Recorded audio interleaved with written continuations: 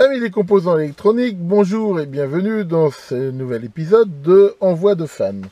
Alors en effet, Jean-Michel, un internaute, m'a très gentiment envoyé une grosse boîte hein, avec pas mal de trucs à l'intérieur, hein, un petit peu de tout.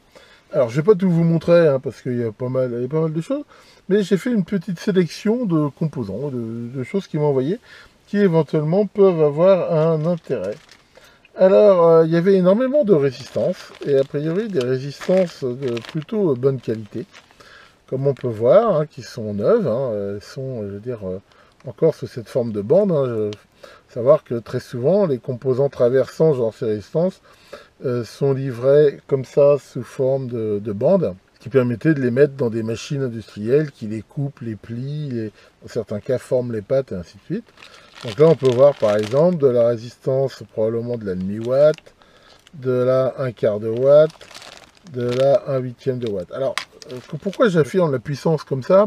Parce qu'on va dire que ça correspond un petit peu à, je veux dire, à un standard. Maintenant, faut se méfier, hein, c'est pas toujours... Enfin, après, c'est toujours le problème avec la résistance, on ajuste la valeur.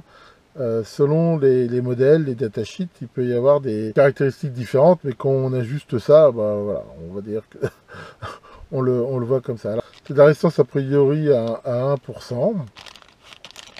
Et voilà, ici là c'est de la 51 ohms. Alors quand on a comme ça plein de résistances qu'on a de la même valeur, alors ça peut être un challenge amusant, dans le sens où on peut se dire, tiens bah voilà, là j'ai tout un lot de résistances de la même valeur, qu'on va faire des schémas, plutôt que d'aller racheter des composants, on peut essayer de faire des montages qui utilisent ces composants-là. Même s'ils ont des valeurs un peu exotiques. Voilà, on voit que c'est de la 3,5K a priori, mais il y a des tas de montages, par exemple, où ce qui compte, c'est le rapport des résistances, par exemple. Pas tellement leur valeur absolue. Ça va être le gars d'un gain d'amplificateur opérationnel. Alors c'est vrai que sur le schéma, bon, on va mettre 10K, 10K. Si on a des résistances de 26 625K très précises, on peut aussi les mettre, par exemple, pour faire un amplificateur, et ça le fera aussi bien. Et ça peut vraiment être éventuellement intéressant. Donc voilà, ça c'est sans doute, avoir le boîtier comme ça, je pense que c'est de la très bonne résistance. Hein, et alors c'est vrai qu'on peut voir aussi l'épaisseur des connexions. Hein, les résistances chinoises pas chères, là, ils économisent sur tout. Et c'est vrai que c'est assez chiant dans la mesure où les fils des connexions sont très fins, à tel point que des fois c'est même assez chiant à mettre dans les breadboards. Alors dans le colis, il y avait quelques radiateurs, un refroidisseur, dont ce magnifique modèle ici. Hein, donc typiquement c'est des profilés d'aluminium qui d'ailleurs on peut les acheter souvent, c'est assez long hein, quand c'est fabriqué, ça fait plusieurs mètres. Et il y en a, des fois on peut les racheter au mètre. Alors celui-ci en plus la particularité d'être ce qu'on appelle anodisé, de façon à être noir. Le fait qu'il soit noir, ça améliore un petit peu le rayonnement de la chaleur. Et ce qui est intéressant aussi, c'est que ce radiateur est pourvu de supports pour des boîtiers TO3, avec là qu'on peut voir des isolateurs. Et ça, c'est un truc qui peut être super intéressant pour faire, pourquoi pas, un ampli de puissance, des charges électroniques. On peut faire pas mal de choses avec ça. C'est vraiment un très beau matériel. Alors tiens, en parlant de résistance, il y avait aussi ça dans la boîte. Alors ça m'a rappelé des très vieux souvenirs, ça. Là, pour le coup, on voit c'est des résistances qui sont livrées non pas en bande, mais on va dire un petit peu comme ça, dans ce genre de plastique. Et c'est une marque qui est très très connue, hein, Allen Bradley. Et qui faisait différents types de résistances. Là, c'est des résistances qu'on peut voir carbone, 5%, 1,5 watt, 250 ohms. Alors, ça m'a rappelé des souvenirs parce que j'ai eu l'occasion, quand j'ai commencé à faire de l'électronique, de faire un stage où, on va dire, on m'avait donné en échange du temps passé, c'était pas rémunéré, plein de résistances comme ça, qui étaient emballées sous cette forme-là. En fait, l'idée, c'était que dans ce stage, ils avaient récupéré plein de résistances comme ça, et il fallait que je les trie, que je les mette dans des rangements, et en échange, j'avais le droit d'en garder un petit peu pour moi. Je me rappelle bien de ça. Donc là, on voit que c'est vraiment neuf, hein. C'est ce qu'on appelle du New Old Stock. Hein, a priori, ça, je pense que c'est ça le date code, ça veut dire que ça date de 1980. Non, c'est des très bonnes résistances, Allen Bradley. Ensuite, il y avait cette carte là de 14 relais. Donc c'est une carte au format qu'on appelle le double Europe, hein, avec là des indicateurs LED. Et a priori, ici, c'est driver. C'est une carte, ce genre de carte, c'est assez facile, soit de faire du rétro-engineering pour la réutiliser, ou éventuellement, après, on peut bien sûr dessouder. Alors, ce qui est intéressant sur cette carte, c'est que c'est des relais qui ont chacun 4 contacts, mais qui sont, je veux dire, il y a 2 contacts normalement ouverts et 2 contacts normalement fermés. Ce qui permet éventuellement de faire des inverseurs, mais ce qui est intéressant, et ce qui n'est pas forcément très courant, c'est que ces contacts, ils sont complètement séparés. Quand c'est des inverseurs, il y a un point commun. Alors ici, ça peut éventuellement être intéressant d'avoir cette topologie ici. Donc voilà, des beaux relais. Dans ce colis, hein, Jean-Michel est manifestement un radioamateur. Il y avait aussi des vieux micros. Alors là, c'est une marque aussi hein, qui rappellera beaucoup de souvenirs, surtout aux cibistes. Voilà, hein, un micro Midland avec, voilà, c'est là le connecteur. Bon, celui-là, manifestement, il a un peu vécu, mais à la limite, pourquoi pas, et ça peut être quand même utilisable. Et ce modèle-là, alors je l'ai testé, en plus il marche bien. Alors ça c'est un modèle aussi qui était assez sympa. On voit qu'il fait Roger Bip et chambre d'écho. Donc on peut régler ici le volume, ici je pense pour les fonctions. Alors ce micro bien sûr, on peut voir, il pouvait être alimenté avec une pile 9 volts. Alors ces chambres d'écho là, enfin moi je me rappelle quand j'ai fait de la CB dans les années 80, il y avait beaucoup qui avaient ça. C'était assez marrant. Je l'ai testé vite fait, l'écho fonctionne toujours, hein. Dans le colis, il y avait aussi 4 grosses selfs comme ça. C'est une marque très connue, hein, Schaffner, qui souvent fait des filtres secteurs.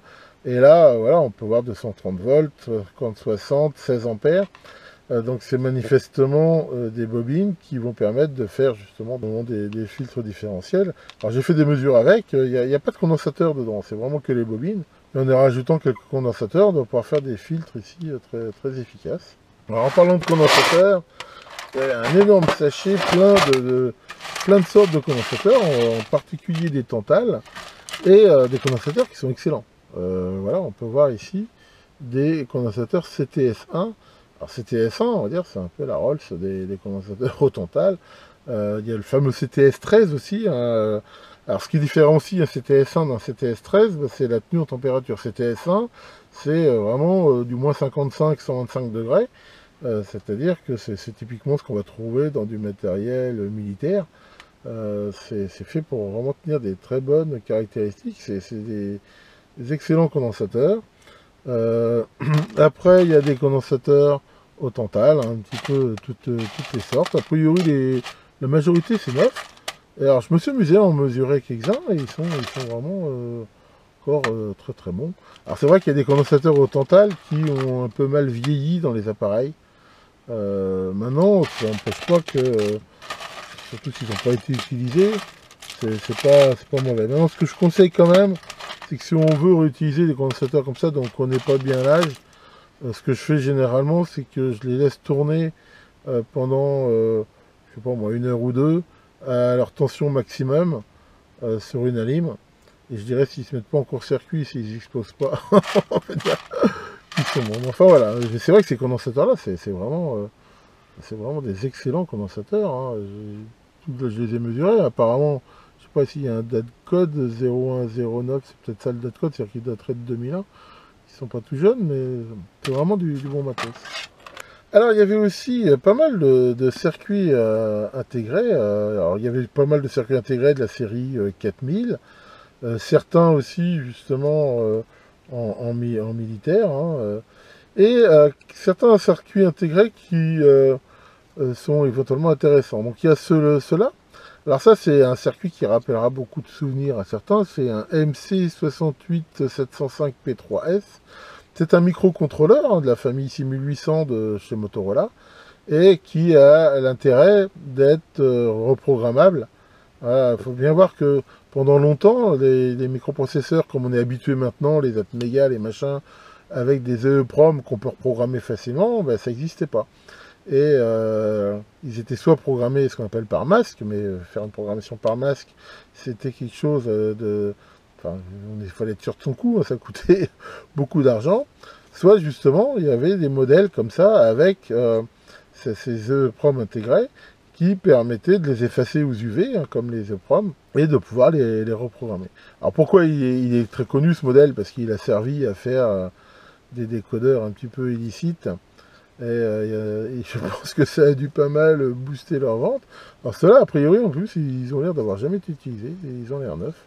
Je dois encore avoir quelque part un truc pour les programmer. C'est vrai que maintenant, bon, il y a peu de chances que j'utilise ça dans un montage, dans la mesure où je prendrais plutôt un Arduino, un truc comme ça, mais c'était intéressant. Alors, on peut voir aussi dans ce même genre, une curiosité, voilà, c'est ce qu'on appelait des piggybacks. C'est un autre système, c'est-à-dire que c'est aussi des microcontrôleurs, mais les microcontrôleurs, on voit il y a un support qui a été soudé et qui permettait d'y mettre dessus une prom, justement, pour pouvoir les tester. C'est-à-dire que ça avait exactement le même brochage que le microcontrôleur programmé plus tard par Masc, mais on pouvait qu'on essayait ça.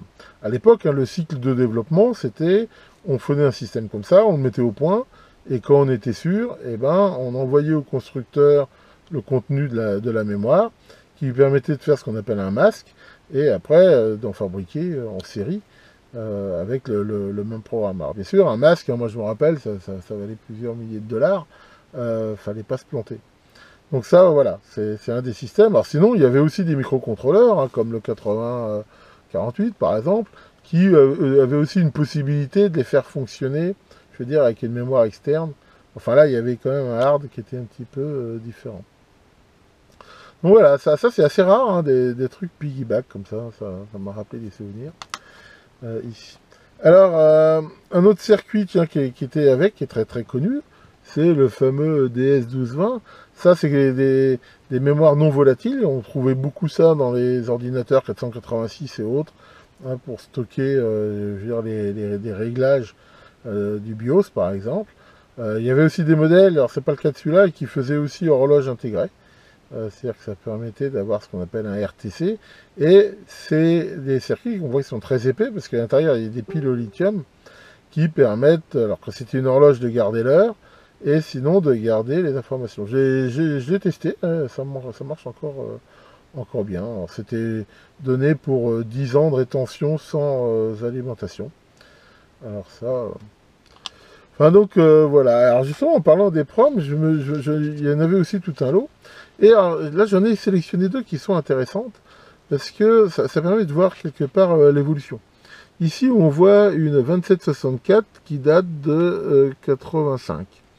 Et ici une 2764 qui elle date de 2003.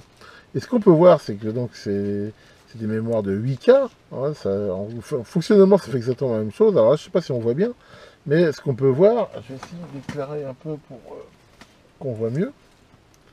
Voilà, je ne sais pas si vous voyez, c'est que la taille de la puce est complètement changée. C'est-à-dire ça fait toujours 8K, mais la puce de ce modèle, donc, qui est beaucoup plus récent, elle fait à peu près un quart de la taille de la puce de celle-ci, ce qui montre bien l'évolution qu'il y a eu. Alors c'est pareil, hein, quand les vendeurs, quand ils ont sorti, ils disaient qu'ils garantissaient pendant 10 ans le contenu, mais dans l'ensemble, ça a tenu bien plus que ça, hein, parce que moi j'ai des appareils qui ont des trucs comme ça, et ils ont plus de 30 ans, et ça fonctionne toujours. Mais enfin, je veux dire, c'était pas garanti.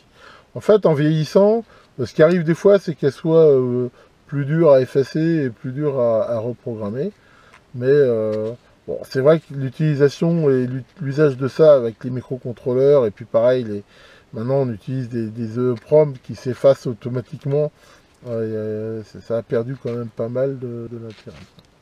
Voilà, un grand merci donc à Jean-Michel pour toutes ces merveilles. Alors c'est sûr que je ne vais pas utiliser tous ces composants, je veux dire, c'est certain, j'en ai plus en stock que j'en utiliserai dans toute ma vie, mais ça me permet toujours, d'avoir du choix, mais ça permet aussi éventuellement de dépanner des amis, de faire des échanges. Enfin voilà, c'est de toute façon pas perdu. Et puis je pense aussi que de montrer comme ça ces trucs, alors c'est vrai que c'est pas forcément tout jeune, mais ça permet souvent de rappeler des bons souvenirs aux anciens et d'améliorer la culture générale électronique des plus jeunes. Donc bah voilà, j'arrive déjà à la fin de ce week-end de 4 jours, et puis bah voilà, j'ai encore pas fait le quart du dixième de ce que je voulais faire. Enfin, c'est pas grave. Après tout, il n'y a pas le feu à la laque. Tiens, Maurice, comment ça va, Maurice? Qu'est-ce qu'il y a? T'étais horrifié par les accidents dus à l'abus d'alcool sur les routes. Et alors, ton message c'est dites non à l'alcool. Oui, mais enfin, tu sais, quand on en est rendu à parler à l'alcool, généralement, c'est quand même trop tard. Eh ben bon, ben moi ça m'empêchera pas d'aller prendre l'apéro. Que le grand Racco vous permette de ranger tous vos composants et à très bientôt pour de nouvelles vidéos.